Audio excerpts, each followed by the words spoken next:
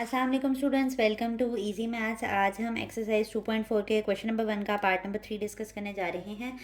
ये वीडियो देखने से पहले मैं आपको रिक्वेस्ट करूंगी कि आप इस एक्सरसाइज से रिलेटेड पहली वीडियो को लाजमी विजिट करें, क्योंकि उसमें मैंने आपको लॉज ऑफ एक्सपोनेंट समझाए हैं जो कि आपके इन सवालों में इस्तेमाल होने हैं, जिनको समझना बहुत इंपॉर्टेंट है।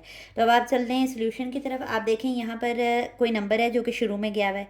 इस बात का मतलब क्या है कि यहाँ पर पावर रूल अप्लाई हुआ होगा, क्योंकि पावर रूल हमें क्या कहता है, पावर रूल हमें कहता है कि अगर कोई नंबर है कोई बेस के साथ और उसके ऊपर कोई पावर है तो वो पावर शुरू में जाकर मल्टीप्लाई हो सकती है। और हमने कहा कि अगर हम खोल इस तरह सकते हैं तो बंद भी इस तरह कर सकते हैं, कि अगर कोई चीज़ ऐसे लिखी हुई है तो उसको हम ऐसे लिख सकते हैं।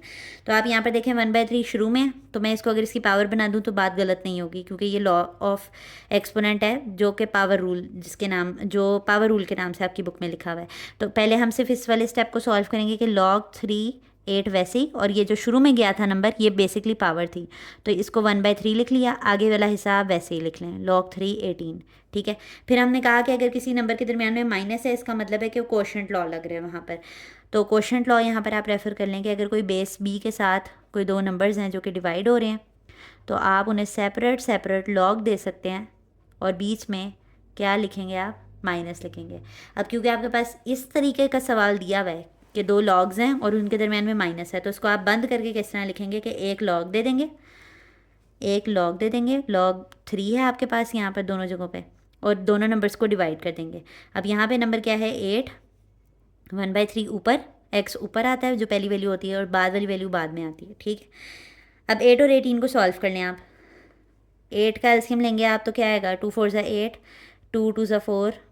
तो यानी इसकी जगह पर मैं क्या लिख सकती हूँ, log 3 2 पावर 3, और मज़ीद इसकी पावर जो पहले से मौजूद थी वो क्या है 1/3। डन। 18 को भी आप सॉल्व कर लें। 18 को सॉल्व करेंगे तो क्या आएगा आपके पास, 2 9 18, 3 3 9, 3 1 3।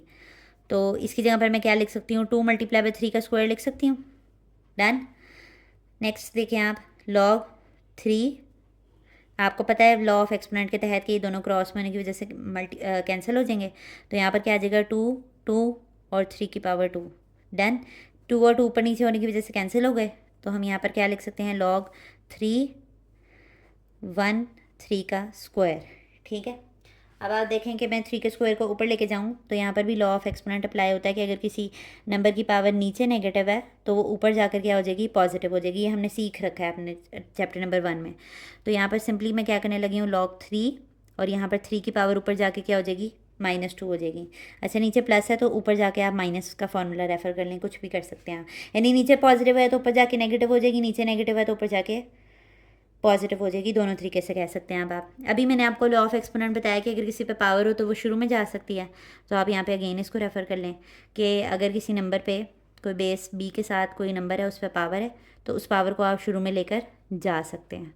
ठीक है। आप इनके फार्मूलाज का रिवर्स भी जा सकते हैं और फॉरवर्ड भी जा सकते हैं, कोई प्रॉब्लम की बात नहीं है इसमें। -2 शुरू में चला जाएगा तो हमारे पास यहाँ पर क्या आ जाएगा, log 3 विद रिस्पेक्ट टू 3।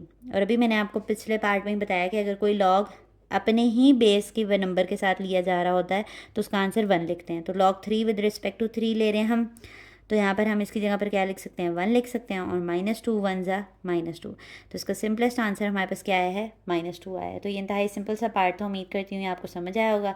अगर आपको हमारा वे ऑफ टीचिंग ईजी लगता है और प्रेजेंटेबल लगता है तो हमारी वीडियोज़ को लाइक किया करें और चैनल को सब्सक्राइब कर दें, ताकि हर नई आने वाली वीडियो आप तक आती रहे। अल्लाह हाफ़िज़।